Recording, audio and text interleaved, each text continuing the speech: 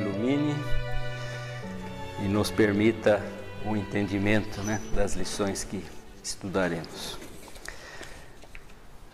Capítulo 45 do livro Os Mensageiros, Mente Enferma.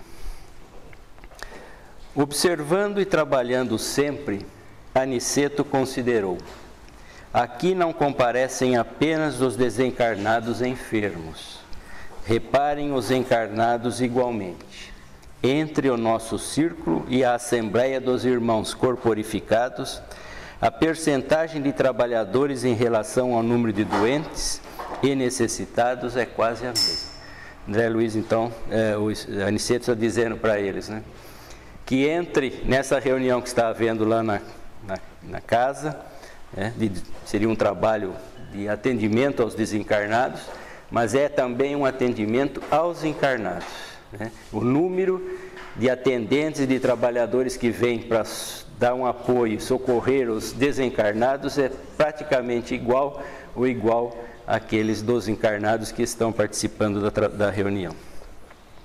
Designando, apontando um cavalheiro aprumado e bem posto, que se mantinha em palestra com o senhor Bentes, doutrinador naquele grupo, acrescentou: vejam este amigo, rodeado de sombra, em conversação com o colaborador de nossa irmã Isabel.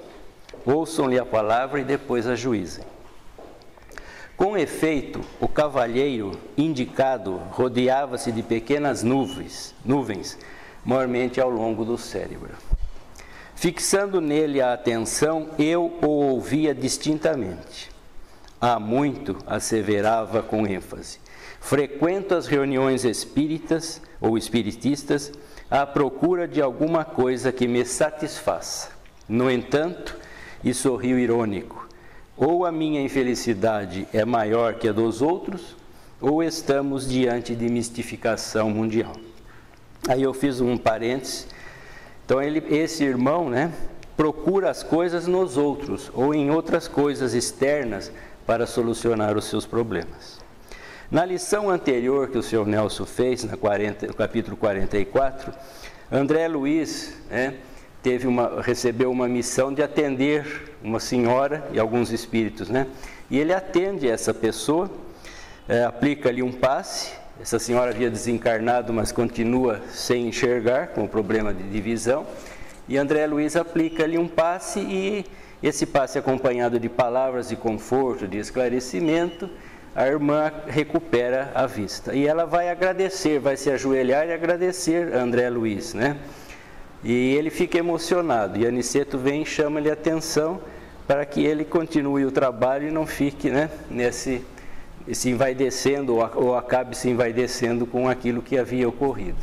E aí também André Luiz diz para ela, para a senhora que foi atendida, para que ela volte o pensamento para dentro de si mesma, para encontrar as respostas, e poder agradecer a Deus, que é o Pai, da...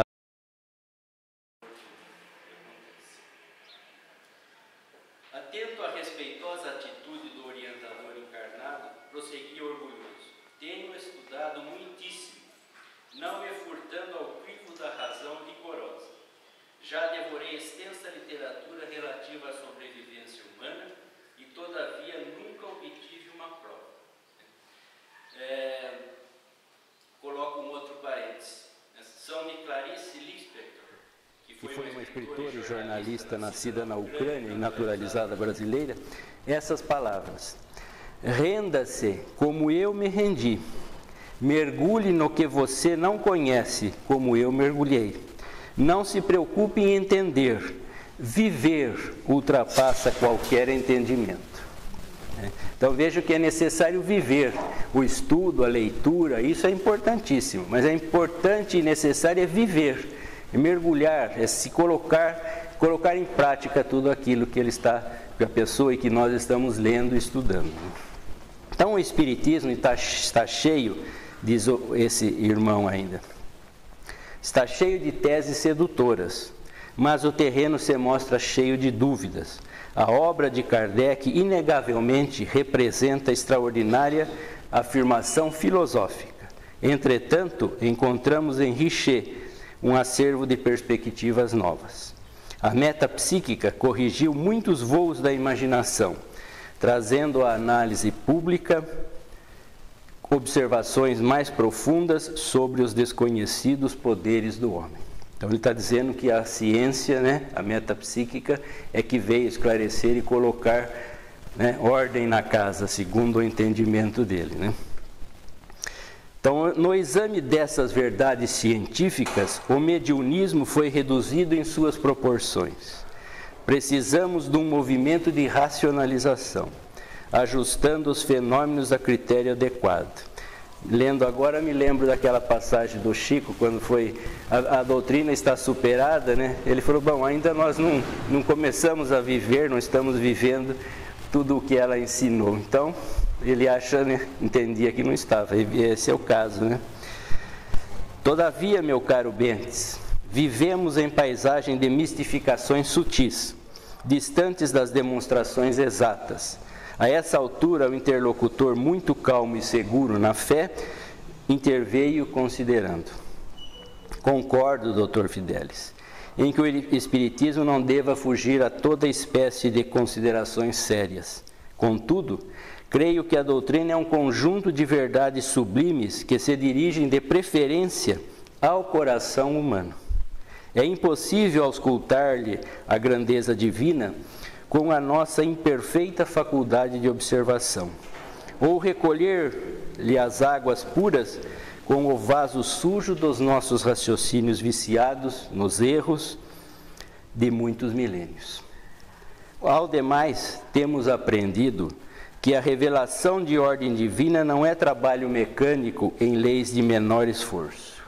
Lembremos, então vejam, a revelação de ordem divina não é trabalho mecânico em leis de menor esforço. Quer dizer, é o esforço que nós temos que fazer para colocar em prática, É a vivência.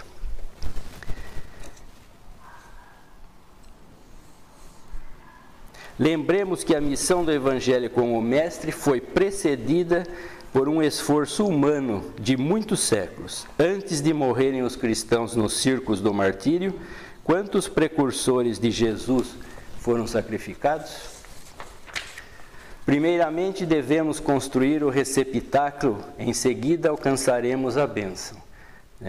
E tem uma frase de Allan Kardec que diz: antes de fazer a coisa para os homens, é preciso formar os homens para a coisa, como se formam obreiros antes de lhes confiar um trabalho. Então é preciso que nós estejamos prontos. Nós precisamos ter uma evolução, precisamos crescer, precisamos buscar esse sentimento naquilo que nos é transmitido, para poder receber, então, essas lições e aproveitá-las, Então, construir o receptáculo é essa evolução que nós temos que trabalhar para construir em nós o receptáculo.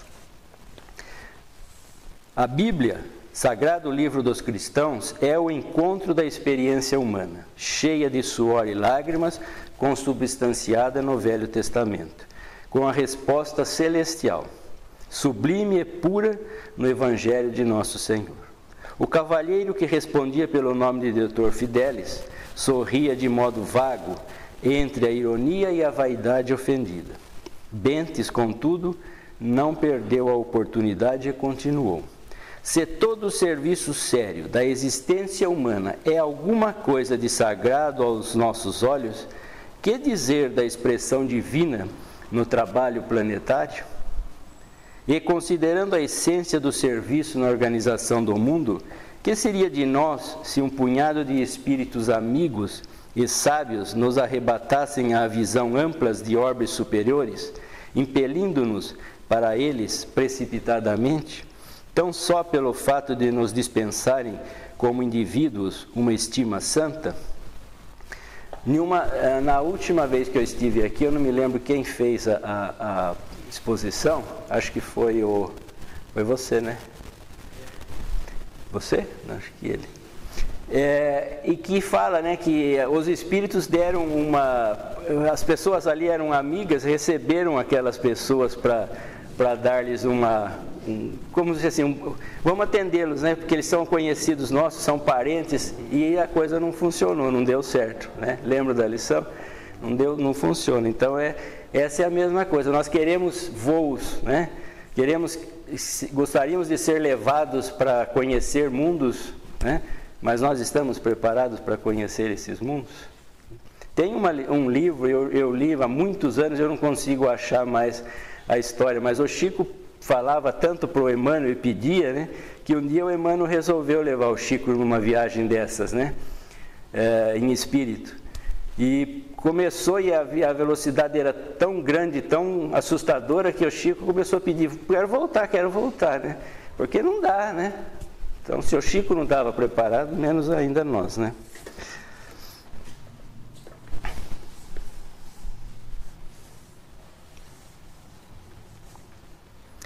Saberemos o que vem a ser a vida num orbe superior? Teremos trabalhado bastante para entender os divinos desígnios? E a Terra? E as nossas milenares dívidas com o planeta que nos tem suportado as imperfeições? São as agressões que a gente faz ao próprio planeta, né? A água, o ar, né? Ao solo, enfim. O próprio planeta, a própria constituição física do planeta, nós temos agredido. Então, nós temos dívidas também com o planeta, né? Como residir nos andares mais altos, sem drenar os pântanos que jazem embaixo? Estas considerações tornam-se imprescindíveis no exame de argumentação como a sua, porquanto não poderemos ajuizar com precisão as correntes generosas de um rio caudaloso, observando tão somente as gotas recolhidas no dedal de nossas limitações. O pesquisador renitente acentuou a expressão irônica do rosto e revidou: você fala como homem de fé, esquecendo que meu esforço se dirige à razão e à ciência. Quero referir-me às ilações inevitáveis da consulta livre, às farsas medidas de todos os tempos. Você está informado que cientistas inúmeros examinaram as fraudes dos mais célebres aparelhos do mediunismo, na Europa e na América. Ora, que esperar de uma doutrina confiada a mistificadores continentais? Então ele está dizendo que a doutrina foi baseada em cima de mistificadores, de médiuns mistificadores, né? E nós sabemos, quem estuda realmente a doutrina, né, e procura entendê-la e senti-la um pouco, sabe que não foi, né, é bem diferente disso, né? O critério de Allan Kardec, a pesquisa, a universalidade das informações, né, para formar um conjunto, e o raciocínio lógico que ele aplicava a tudo que chegava às suas mãos, para poder então discernir e compilar estas informações, né? Está enganado, meu amigo. Estaríamos laborando em erro grave se colocássemos toda a responsabilidade doutrinária nas organizações mediúnicas. Os médiuns são simples colaboradores do trabalho de espiritualização. Cada um responderá pelo que fez das possibilidades recebidas, como também nós seremos compelidos a contas necessárias algum dia. Não poderíamos cometer o absurdo de atribuir a concentração de todas as verdades divinas somente na cabeça de alguns homens, candidatos a novos cultos de adoração. A doutrina, Dr. Fidelis, é uma fonte sublime e pura, inacessível aos pruridos individualistas de qualquer de nós. Fonte na qual cada companheiro deve beber a água da renovação própria. Volta à renovação, que é construir o vaso, preparar o vaso, né, dentro de nós, né? Somos nós esse vaso. Quanto às fraudes mediúnicas a que se refere, é forçoso reconhecer que a pretensa infalibilidade científica tem procurado converter os mais nobres colaboradores dos desencarnados em grandes nervos ou em simples cobaias de laboratório. Os pesquisadores, atualmente batizados como metapsiquistas, são estranhos lavradores que enxameiam no campo de serviço sem nada produzirem de fundamentalmente útil. Inclinam-se para a terra contam os grãos de areia e os vermes invasores, determinam o grau de calor e estudam a longitude, observam as disposições climáticas e anotam as variações atmosféricas. Mas, com grande surpresa para os trabalhadores sinceros, desprezam a semente. Quer dizer, os resultados de tudo aquilo que eles fazem não tem significado, né? E só querem pesquisar, querem estudar, querem buscar, querem observar as vírgulas se estão colocadas certas, querem mudar de posição o ponto, né? Mas não observam o resultado alcançado. A doutrina, por que ela é consoladora? Porque ela esclarece, porque ela nos permite ver que as nossas dificuldades têm razão lógica de ser, que os nossos problemas foram plantados por nós, estamos colhendo, não são castigos, são oportunidades. Então isso é consolador, é a semente que está germinando. Mas se nós só ficarmos estudando e procurando vírgulas, e será que cientificamente é provado, cientificamente não é provado, né?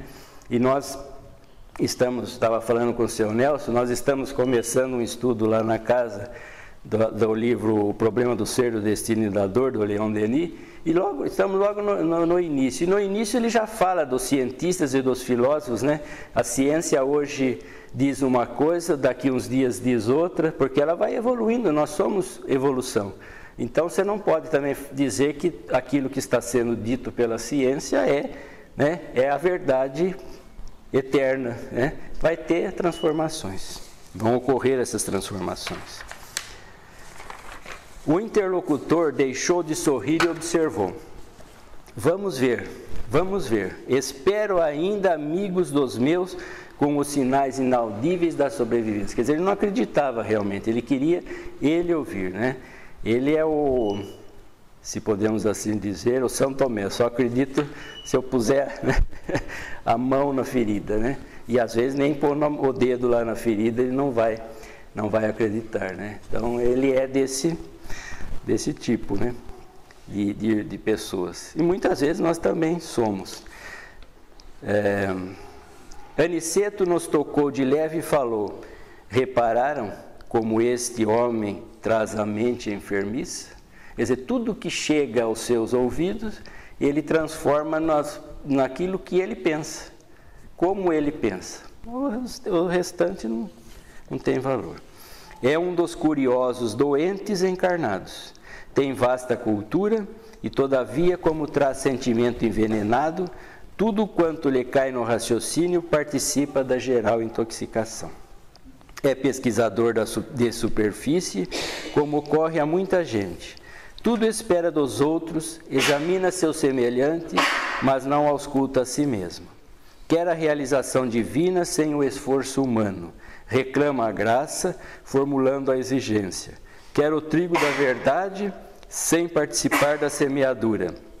Espera a tranquilidade pela fé, sem dar-se ao trabalho das obras. Estima a ciência, sem consultar a consciência. Prefere a facilidade, sem filiar-se à responsabilidade. E, vivendo no torvelinho de continuadas libações, né, sem extrair nada disso, agarrado aos interesses inferiores e à satisfação dos sentidos físicos, em caráter absoluto, está aguardando mensagens espirituais. Estávamos admirados ante as conclusões interessantes do instrutor amigo. Vicente, que se mantinha sob forte impressão, perguntou: afinal de contas, que deseja este homem? Aniceto sorriu e respondeu: também ele teria imensas dificuldades para responder. Para nós outros, Vicente, o Dr. Fidelis, é um desses enfermos que ainda não se dispuseram a procurar o alívio pelo demasiado apego à sensação. Então, se você não procura se curar, né? Não é isso que a ciência tem demonstrado àqueles irmãos que partem para o vício. Se ele não tiver vontade de sair, né? Se ele não tiver interesse, se ele não buscar, se ele não tiver esse desejo, a medicação vai ajudar até certo ponto, mas não vai levar à cura, né? Ele é assim, quer as coisas prontas, quer como ele pensa, que os espíritos lhe deem mensagens, que os seus familiares e amigos venham trazer-lhe informações do plano espiritual, senão ele não acredita, né? Mas não põe em prática aquilo que ele já aprendeu, né? Estudar mais profundamente, estuda só na superfície e quer encontrar, né, as respostas. Eu vou fazer uma colocação aqui, mas vocês não riam, hein, por favor. Se tiver alguém aqui que saiba bem francês, menos ainda, né? Quanto mais a gente sabe, mais a gente deve perdoar, né, os outros. Je loue des millions de plaisanter sur la ignorance des anciens qui voyant des esprits partants. Il me semble que nous sommes beaucoup plus sots, nous qui n'en voyons nulle part.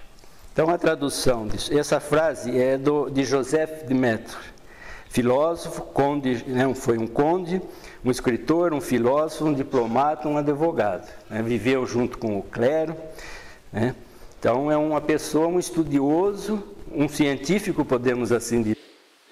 E ele disse isso, e a tradução, vocês querem saber, né? Ou já todos já sabem, não?